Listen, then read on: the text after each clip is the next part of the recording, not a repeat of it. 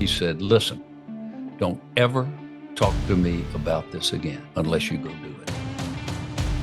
You have told me about this and told me about this and you haven't done it. When you go do this, call me. That's an interesting question. It takes several days to talk about. I have been involved in building publicly held companies, 3. One was a financial company. It was a real estate investment trust. And then 2 other companies that were multi-billion-dollar companies. All 3 of those were New York Stock Exchange, and 2 of them were Fortune 500 companies. At one time, I had as many as 80,000 people working for me. And now I'm at an age where, I can help other entrepreneurs.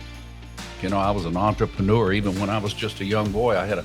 Took my dad's lawnmower and just about wore it out cutting everybody's yard, for 50 cents a yard. Had a paper route, had 160 houses on my paper route, working at a service station, washing cars. I had a good time growing up in a very simple life. Had great parents, always told me I was made of good stuff. You can accomplish anything you want to accomplish in life. You just put your mind to it. And my parents were hardworking people. So I was brought up in a culture of getting up early, working hard.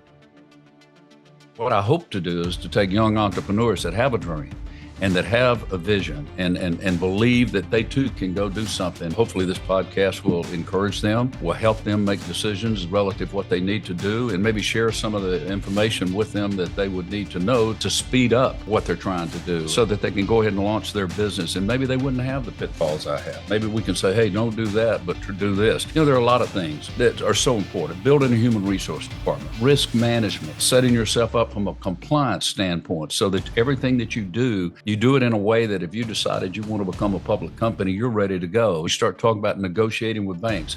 What do you say? What do you don't say? There are a lot of things you don't want to say when you go in to talk to a bank. How do you hire your chief financial officers? Let me tell you, I had some bad experiences with some chief financial officers. I can give some good advice on that. At what point do you want to have your own big boy bank line?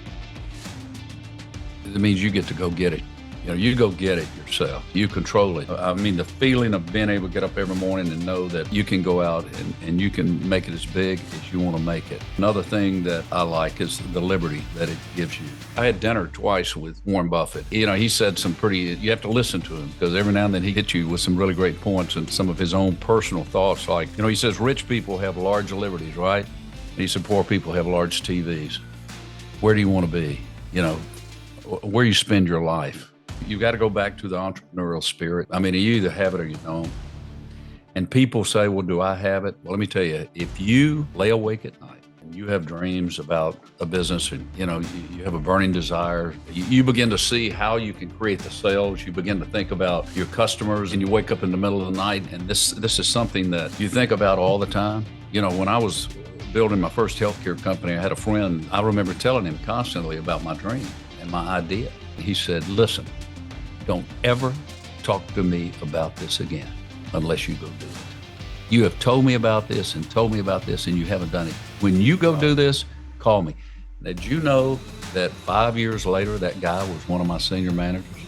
I'd love to see other, young entrepreneurs be successful as well and hear the success stories down the road 2 or 3 years from now of the things that they have built. I can share my experiences. I can talk to young men, young women about their dreams. I can tell them some things that they might want to know, the tough things, the difficult things, the pitfalls, but the opportunities, and maybe help them with a roadmap so that they too can go out and build their own dream and build a successful company financially.